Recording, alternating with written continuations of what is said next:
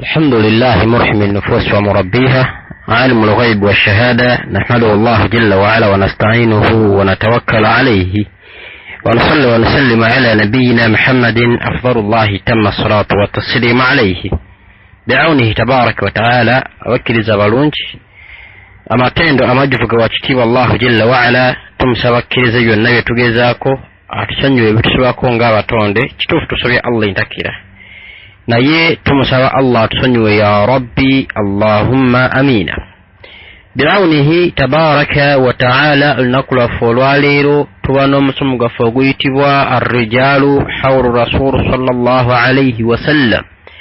Tulabira abasajja bannantameggwa abaali okumpi n'owekitiibwa sallallahu alayhi wa sallam nga bi'idhnihi tabaraka wa ta'ala tuli mukulaba ku sahaba ayitibwa Aba Dharri al-Ghaffari. Nga Aba Dharri al-Ghaffari omundi ogwayita twalaba butya bwe yali mu jahiliya emizeje ne kusinziira ku kitundu oba ekika gye yazaalibwa. Mukkiriza olwaleero bi'aunihi jalla fi ula tulabeko ku an-nuru yasiru ila qalbihi, ekitangaala nga kiyingira mu mutima gwa Abu Dharri al-Ghaffari asiramu katya an ibn Abbas radiyallahu anhuma qala, ayitibwa ibn Abbas wajitibwa Allah basiime bonna yine kitaawe ategeeza nga atugamba nti qala Abu Dharri kuntu rajulan min al-Ghaffari, nali musajja aveeri mu Bagaffaali, nali musajja aveeri mu Bagaffaali. Amakulu mulaga nti nali musajja ava mu Bakalamojja, nali musajja ava mu Banyolo, nali musajja ava mu Banyankole. Tekawo kyoyagaddaawo ketaga nti nze nno ndi musajja aveeri mu Bagaffaali.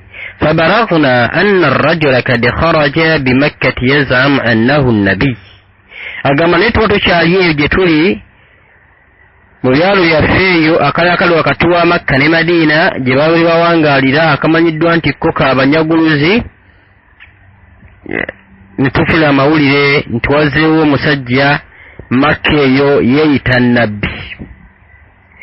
Aba Dharri agamba nti bwe bintuukako ebigambo ebyo faqultu li akhi, nentegeeza muganda wange muto wange ittalaku ila hadha ar-rajulu kallimuhu wa atuni bi khabarihi.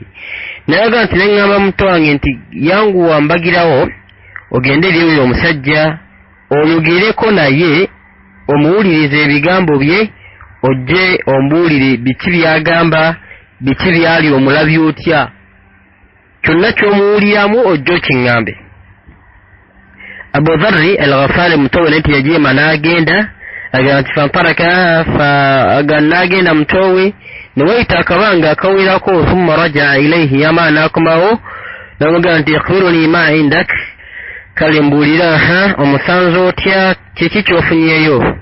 Faqala wallahu lakad ra'aytu rajulu ya'mul bil khayri wa yanha 'ani sharri. N'amugamba nti wallahi baaba nkutegeezaako bino byenkulayirira ti omusajja oli kwegamba mwesanze ng'alagira birungi, alagira abantu kweyisa mu mbeera ennungi, n'agaana abantu n'akoma ku bantu okweyisa mu mbeera enkyamu.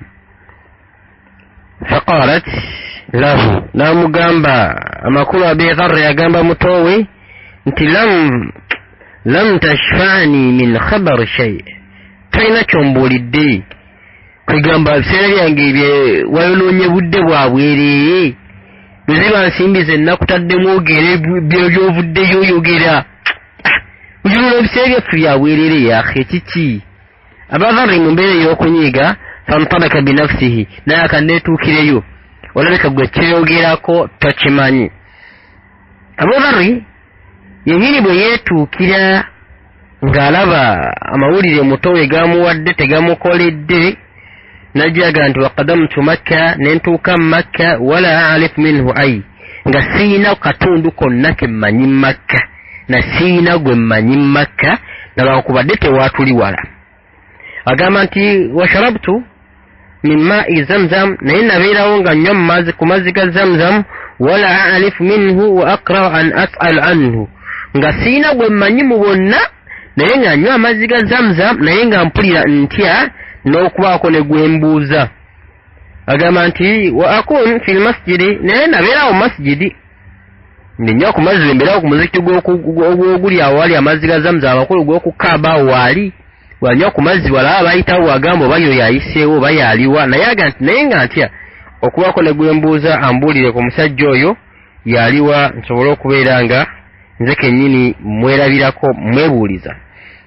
Agamba nti akaseera keetooloola fajaa rajulu ne wajja omusajja yuqaalu famru buna ali faqaala wajja omusajja yitibwa famru buna ali n'abeera nga amugamba nti akun laka nkuyambemu kiki ene problem akun laka kiki mbeera ki ng'oli awo.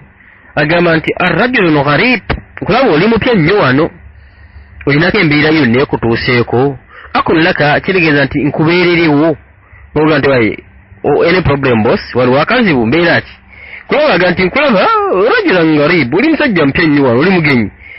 Qaala qultu naam nemugaa nti munange ndi mugenyi wano eno fakaala kati bamubuuza nti oba kiki mbeera ki onaabeera wano ng'obudde bugenderedde. Agamba nti fantalaka ila manziri sajja nankwata nantwala ewuwe. Agamba nti bwantwala ewuwe fantalaktu ma'ahu nange saagaana nagenda naye la yas'aluni an shay'i wala as'aluhu an shay'i wala yakhbiruni an shay'i wala akhbiruhu an shay'i. Naye omusajja ono mukuntwala ewuwe nga talina kyambuuzizza tambuuzizza gwani obeerawa ozootya biki ebikwogerako oba kuyitaani nga tukumanyi waleero mutatawo yani maama wola naye keyamusanga masjidi kukaaba ala omusajja ali ku mazzi geekapankira amazzi beekapankira amazzi naga wakiki mbeera kyekuyambemu ola tunaye yamulanga embeera gy'alimu yeetaaga kyakulya nga naye walaba omuntu ompya ali awo ali stranger ali awo atudde bambi emusobedde bwamagamaga bw'atunula ku dde bw'atunula ku kkono n'amukwala n'amutwala ewuwe naye aganga tambuuza kintu kyonna. La yas'aluni an shay'i wala as'aluhu an shay'in naye nange saamubuuza yadde ekintu wala yakhbiruni an shay'in naye talina kyeyambuulirako kyonna wala akhbiruhu an shay'in nga nange sina kyemubuulidde yadde. Amakulu lutambula tambuuza simubuuza wali mu kutambula ntugenda paka wuwe. Agamba nti falamma asbahat bwe bwakya ku makya gadawtu ila almasjidi twajja mu masjidi nga zo omusajja ono okusala salati duha la as'aluhu wala sa'alani an shay'in nga simubuuzizza naye talina kyambuuzizza.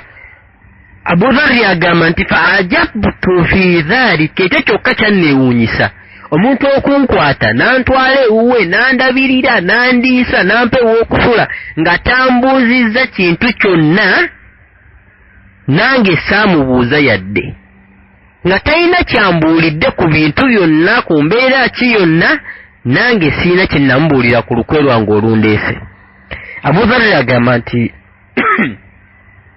bwe kinneewuunyisa ekintu ekyo walaysa ahadi yakhbiruni an ayi shay'i nga ndi awo ku muziki naye nga tewali muntu yenna ntaataaganya nga omusajja akusanga masjidi nakubuza gwe gwani obeerawa olagawa gwosanze muzikiti osewe olimusanga mu kyaki kati agamba nti weneewuunya embeera eyo abasajja asanze masjidi atutaasozizza naye wano bonna buli omu ndaba masjidi talina tyannyenga talina kintu kyonna kyonna makulu nga bamulekawo bwati bamulaba bulabi naye nga bakiraba nti muntu omupya ghariban ladayhim mupya nnyo ki gyali si mutuuze waawo. Agamba nti qala famr bun ali agamba nti famr bun ali ono yantutte yansuzizza faqaala amma anna arrajulu an ya'rifu manzirahu ba'da nga naye omusajja oyo tumumanyi naye oba mbeera kyemuliko. Qaala qultu la nemugamba nedda munnaayo inni min ghaffari nze mbeeri mu baghaffari nga omusajja bakasikekeyeebuza naga naye omusajja tetumumanyi naye oba mbeera kyemuliko bambi. Abu Dharr agamba nze yamwesooka nemugamba nti la ana min ghaffari nze mbeeri mu baghaffari. Buli omutulako nagamba se abanyaguluzi b'okubakuba abo aga nenegera buli omu ng'atunula ku munne falavala baavamba buli omu nakola atya n'atunula ku munne nti totulumbiddwa.